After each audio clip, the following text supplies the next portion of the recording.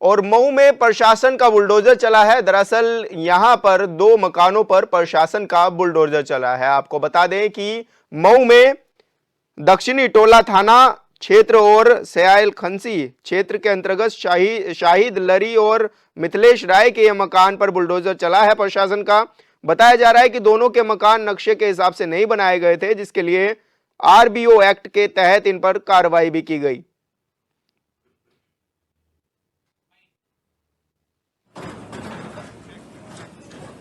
किस तरह की कार्रवाई चल रही है, क्या कुछ है सर? ये आरबीओ एक्ट के तहत कार्रवाई हुई है। इसमें पहले से मुकदमा चल रहा था जिसमें एक आदेश पारित हुआ था।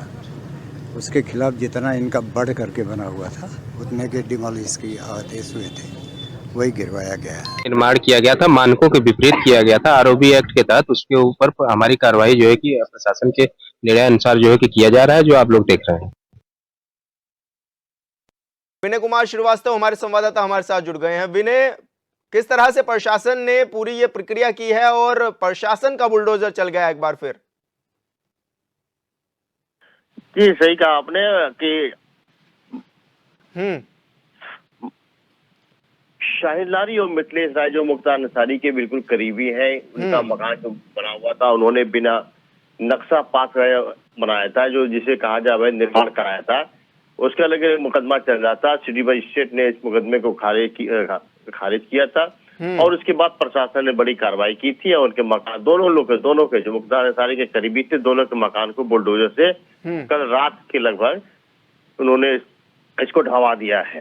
जी, क्या ये पूरे नॉर्म्स पूरे नहीं कर रहे थे मकानों के? जी, देखा जाए तो जो नक्शे के हिसाब से आरबीओ एक्ट होता है, आरबीओ एक्ट के तहत जो उन्होंने के तहत नक्शा बनाया जाता है, जिसका इन्होंने पूरी तरह से पालन नहीं किया था और पालन के आधार पर इसको इन्होंने सिटी मजिस्ट्रेट ने इन पे कार्रवाई की थी। उनको दिशा निर्देश दिया था कि उनको एक सूचना दी थी, कृपया इसको नक्शे को बनवा ले, सही करवा ले, परंतु उन्होंने इसको नजरअंदाज कर दिया, उसको उन्होंने सही नहीं किया। जिसके बाद उन्होंने मुकदमा दर्ज हुआ। मुकदमा दर्ज होने के बाद उस पर प्रशासन ने उस पर बड़ी कार्रवाई की और उनके जो उन्होंने मुकदमा दर्ज हुआ था उस पर उन्होंने जिलाधिकारी के आदेश पे उसको उन्होंने खारिज कर दिया था और खारिज करने के बाद प्रशासन ने बड़ी कार्रवाई की थी, जहां पुलिस संख्या भारी मौके पर मौजूद रही। क्या प्रशासन दावे भी कर रहा है कि अब आगे किसी भी तरह की ये कोताही नहीं बरती जाएगी, जो भी ये अतिक्रमण या इस तरह के करेगा तो उस पर कार्रवाई की जाएगी?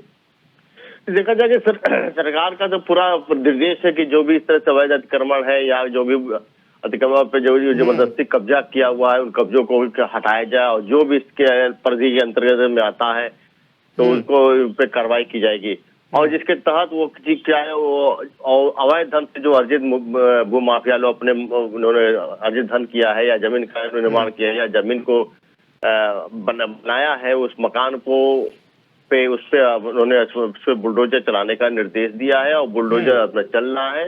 अब बुलडोजर की बहुत बड़ी कार्रवाई की जा रही है। देखा जाए तो योगी व प्रशासन दोनों मिल करके उत्तर प्रदेश सरकार और प्रशासन के सहयोग से ये सरकार ये कार्य कर रही है और लोगों को जो जिन्होंने अवैध निर्माण किया, अवैध अतिक्रमण किया, उसको हटाने का निर्देश दिया है और हटाया जा रहा है। और जो बिना नक्शे के मकान बने हुए उस पर आरबीओ एक्ट के तहत कार्रवाई की जा रही है। बिल्कुल विनय, बहुत बहुत शुक्रिया आपका हमारे साथ जुड़ने के लिए, दर्शकों तक जानकारी साझा करने के लिए।